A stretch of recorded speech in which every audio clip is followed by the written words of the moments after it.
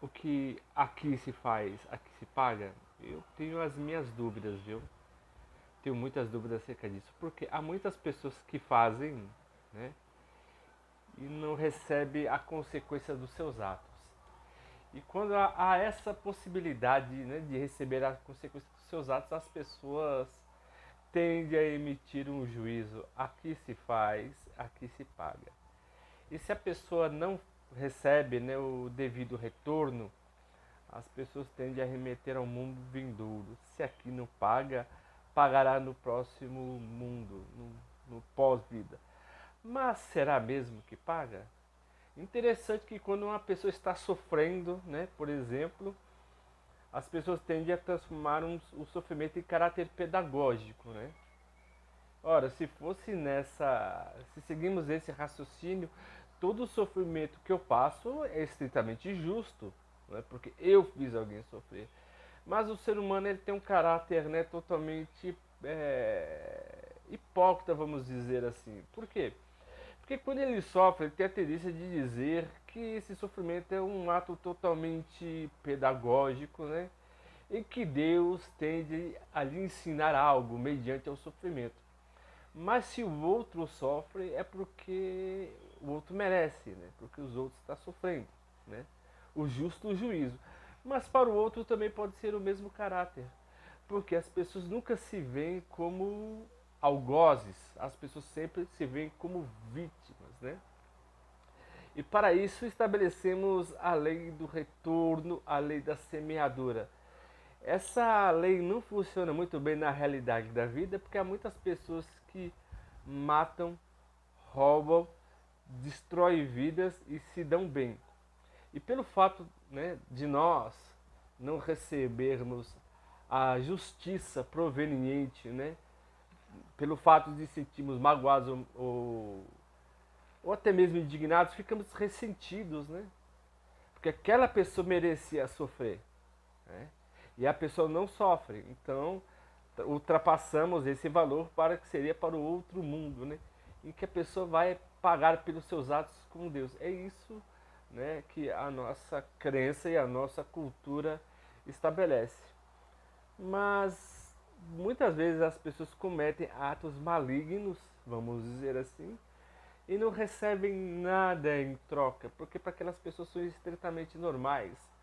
Há pessoas que agem, né, com mau caratismo e também há os narcisistas e os psicopatas que não têm nenhuma espécie de empatia.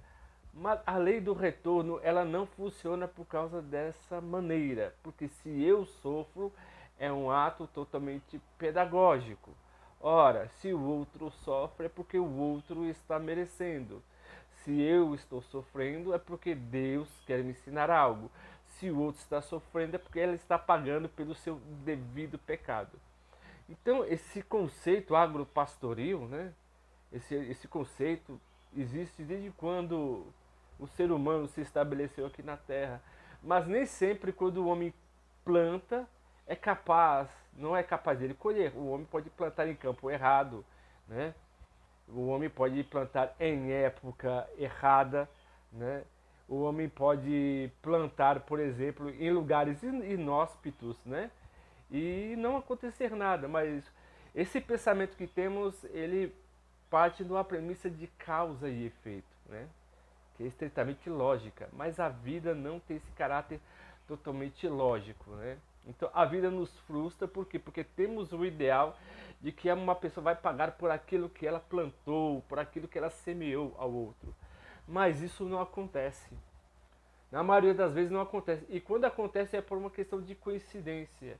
E Deus muitas vezes ele preenche a lacuna das coincidências. Então, ora, quando há coincidência é Deus. Ora, quando não há coincidências, então seria o quê? Seria uma intervenção da natureza, uma indiferença de Deus, ou uma indiferença até mesmo da natureza.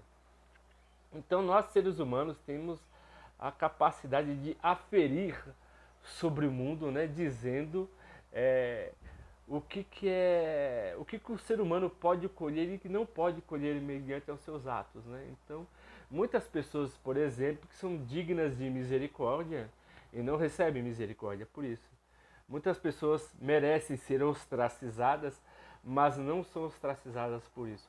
Fazemos isso por uma capacidade totalmente abstrata, lógica, né? Colocando uma lei de causa e efeito. Aferimos, né, uma sequência do qual tentamos ocupar esses espaços vazios da vida. Né? Mas muitas vezes sofremos por simplesmente sofrer.